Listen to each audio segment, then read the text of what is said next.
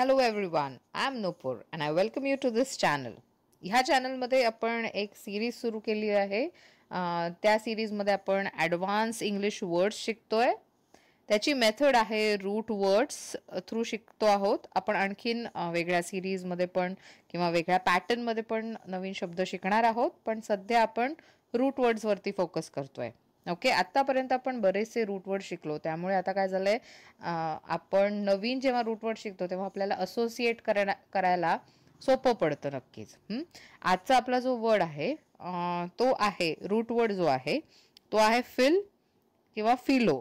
आता हे काही शब्दांमध्ये फिला असं पण तुम्हाला दिसेल. सो आपण फिल लक्षात ठेवूयात. आणि फिल म्हणजेच टू लव्ह. ओके, आता तुम्हाला मी आणखीन एक शब्द शिकवला होता आधी, टू हेट साठी. तुम्हाला तो रूट वर्ड आठवतोय का बघा बरं. Try recollecting. ओके, हेट म्हणजे आता ह्याच्या अपोजिट, लव्हच्या अपोजिट हेट. आणि हेट साठी आपण वर्ड जो यूज केला होता तो म्हणजे मिसो. Yes, okay. नसेल लक्षात तर परत जाऊन व्हिडिओ बघा. आणि remember that to learn or to master vocabulary, revision is very important. ह्यासाठी तुम्ही व्हिडिओजच नाही तर जेव्हा व्हिडिओज बघता त्याबरोबर कुठेतरी नोट करत चला शब्द.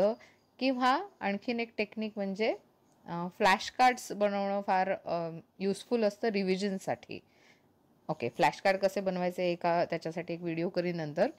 पण आता आपण रूट वर्ड शिकूयात, phil. Okay, let us dig into it now. All right, the first set of words, bibliophile. Bibliophile. आता फाईल ह्याचा अर्थ आपल्याला कळला आहे, तो म्हणजे काय आहे, to love. Okay, to love. Biblio म्हणजेच काय, तर बिब्लिओन ह्या रूट वर्डवरनं येतोय आणि त्याचा अर्थ आहे बुक. म्हणजे असा व्यक्ती ज्याला बुक्स कलेक्ट करायला आवडतात किंवा ज्याला पुस्तकं वाचायला आवडतात, who is a lover of books. मग see, if I am a collector of books, so yes, definitely I am a bibliophile person. No, I am a bibliophile.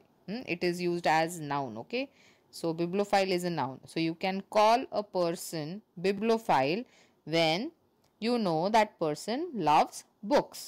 Okay, आता बघा रेट्रोफाईल. खरं तर रेट्रो हा शब्द तुम्ही नक्कीच ऐकला असेल कुठे ना कुठे. बऱ्याच पार्टीजची थीम असते रेट्रो थीम. रेट्रो थीम मध्ये ड्रेस करून जायचं म्हणजे काय, तुम्ही जुन्या ज्या ॲक्टर्स किंवा ॲक्ट्रेसेस असतात त्यांच्यासारखं नटून थटून जाता त्या पार्टीला. So what is that, that is retro. That is something from the past. Okay, so ज्या व्यक्तीला पास्टमध्येच राहायला आवडतं किंवा पास्टच्या स्टाईल्स आवडतं असं म्हणू शकतो आपण, त्या व्यक्तीला आपण म्हणू शकतो रेट्रोफाईल. There are so many people who just they love their past so much that they are into it only, they are not into present. Okay, so you can call such person retrophile who loves to live in the past. Okay, आता logos हा शब्द तर आपण खूप वेळा शिकलेला आहोत. आपण लॉजीवरती एक वेगळंच व्हिडिओज पण केले होते. दॅट मीन्स टू स्टडी, और लोगोस म्हणजे वर्ड्स पण असू शकतो. सो फिलोलॉजिस्ट असा पर्सन असतो ज्याला काय आवडतं, who loves to study new things. आता इथे बऱ्याच वेळेला ज्या व्यक्तीला भाषा शिकायला खूप आवडतात त्याला पण तुम्ही फिलोलॉजिस्ट म्हणू शकता in a literal sense. Who loves words म्हणजे काय, शेवटी भाषा. सो ज्याला भाषा आवडतात त्याच्यासाठी पण तुम्ही म्हणू शकतात, किंवा भाषा शिकायला आवडते त्याला पण तुम्ही म्हणू शकतात philologist. Okay, then come philomath. आता मॅथ तर हा शब्द तुम्ही नक्कीच ऐकलाय, तुम्हाला सब्जेक्ट पण आहे मॅथ. पण मॅथ जेव्हा रूट वर्ड असतो त्याचा अर्थ आहे to learn. Okay, so love towards learning is called philomath. ह्या दोन गोष्टींमध्ये फरक जर का सांगायचा असेल, आता फिलोलॉजिस्ट आणि फिलोमॅथमध्ये जर का डिफरन्स म्हणायचं असेल तर usually this word is related to languages and philologist. and math is used for love for numbers. Okay, so it is related with mathematics. So a person who loves or a student of mathematics can be said philomath because he loves the subject math or which is related to numbers. Okay, a scholar is also called as a philomath, but both of them have one thing in common. एक गोष्ट common है, that is both are related to studying or learning new things. Okay, so I hope this is clear. Biblio म्हणजे books, retro means past, इथे philologist आहे तो logos हा शब्द आहे, दॅट इज फॉर स्टडिंग, आणि इथे मॅथ्स हा नवीन शब्द शिकलो आपण मॅथ, आणि त्याला आपण टू लर्न असं डिफाईन केलंय. Okay, let us go to the next slide. Okay, नाव अँग्लोफाईल. अँग्लोफाईल, आता अँग्लो हा वर्ड आहे आपल्यासाठी नवीन, फाईल म्हणजे टू लव्ह. आता अँग्लोचा मिनिंग आहे इंग्लिश और ब्रिटिश.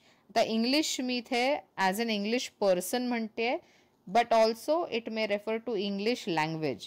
आता तुम्ही सगळे हे सगळे व्हिडिओज बघताय, so obviously you want to learn something more about English, because probably one reason is exam, another reason can be you probably like English. Okay, so a person who loves English, like I love the language English, and if you send me to England, okay, I love that too. So yes, so a person who loves English or a person who admires English people, आता English people म्हणजेच कोण, Britishers. Okay, the Britishers. Okay, so such people who admire Britishers, such people who admire Britain as a country or English as a language, such people can be defined as Anglophile. येते लक्षात? म्हणजे Anglophile कोणाला म्हणाल? असा व्यक्ती ज्याला English खूप आवडतं ॲज अ लँग्वेज, ज्याला इंग्लिश लोक आवडतात किंवा जो इंग्लिश लोकांना खूप रिस्पेक्ट करतो असा व्यक्ती. Okay, then philanthropist. आता हा शब्द खूप कॉमन आहे, तुम्ही बऱ्याच ठिकाणी ऐकला असेल, वाचला असेल आर्टिकल्समध्ये.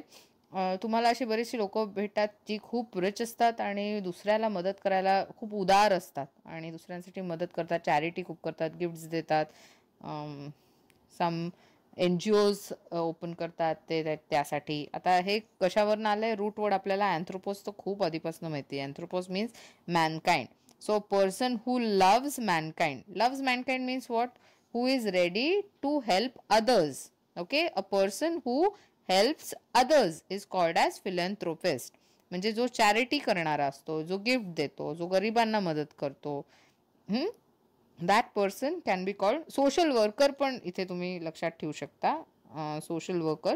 So you can use this word for social worker. Instead of saying social worker, you can say philanthropist. Okay, nice word. Yeah, okay. आता फिलिपिक.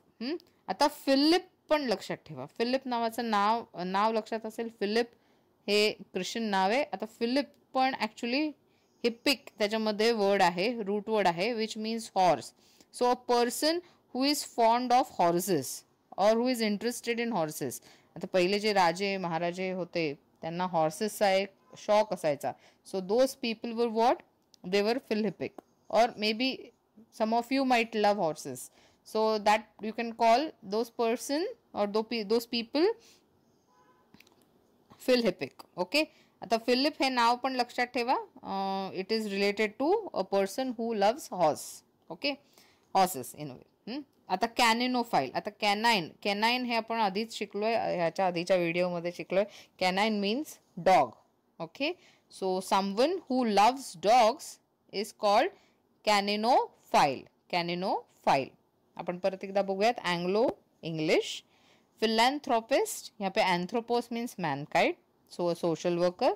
Then philhippic. हिपिक लक्षात ठेवायचं. हिपिक इज फॉर हॉर्स, और even the name Philip also means lover of horses. Then caninophile, इथे word आहे canine, root word आहे canine. Canine means dog. So caninophile ह्याच्यामध्ये add झाल्यानंतर काय होतं? someone who loves dogs. Next, okay, now over here there is an in this word actually there is a story related to 1960s also.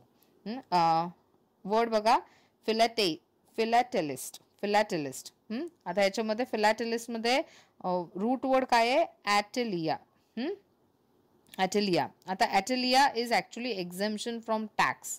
आता हे कसं loving to stamps आलेलं आहे, एक्झेम्पशन from tax to stamps. त्याच्या मागे story आहे की आधी म्हणजे जेव्हा तुम्हाला पत्र पाठवायचं आहे, इट वॉज इन 1960s, पत्र पाठवायचं, you what you do, you paste stamps on it.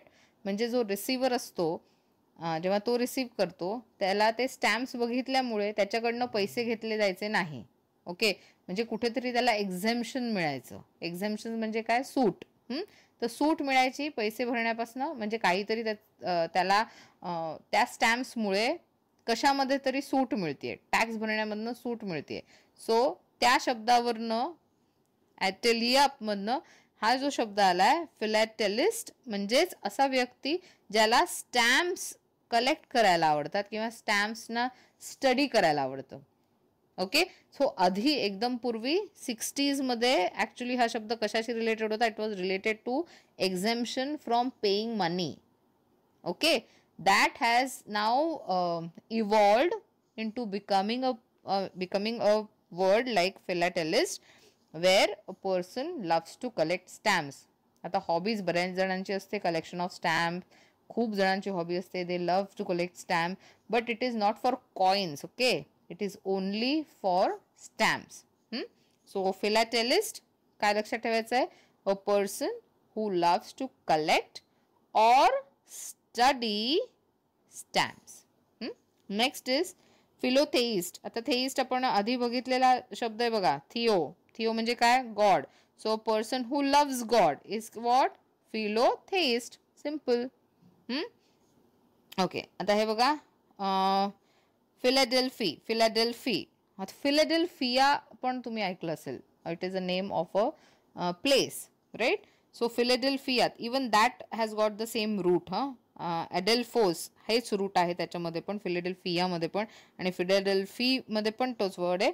आता ब्रदर्स किंवा ब्रेदन मीन्स कम्युनिटीमध्ये आपण सगळ्यांना भाऊ समजतो. It is all main. All Indians are my brothers and sisters. In the same way, we treat each other as one, correct? One whole family. So we love each other, right? So that loving of each other as a community, as brothers, is called as what? Philadelphia. Okay, Philadelphia. So remember brother or brethren. Brethren means brothers of the same community or the people of the same community. When they treat each other as family, that is brethren, brothers. Okay, आता heliophiles. Helios ह्याच्यामध्ये शब्द आहे, and helios means sunlight. आता obviously all of us are dependent on sunlight. Why we eat plants, animals, they are again dependent on sunlight. So any organism which is attracted to the large amount of sunlight is nothing but heliophile. Okay, you can also call a person who loves to sit under the sun, like who probably is who lives in like places which are freezing, and then one sunny day he loves to sit in the sunlight. Okay, so heliophile. Okay, so helios हे लक्षात ठेवूयात आपण याच्यामध्ये, आणि which means sunlight. Okay, I hope you have understood all the slides. Okay, keep noting it down, and in the next lectures, in the further lectures, we will be coming up with many interesting videos which would be based on confusing words, which would be based on homographs and homophones, which are again very important from the exam point of view as well. Okay, so stay tuned, keep watching all the videos whenever you get time. Yes, and don't forget to like, and please do subscribe. Okay, yeah, I'll see you around. All right, God bless you all. Bye bye.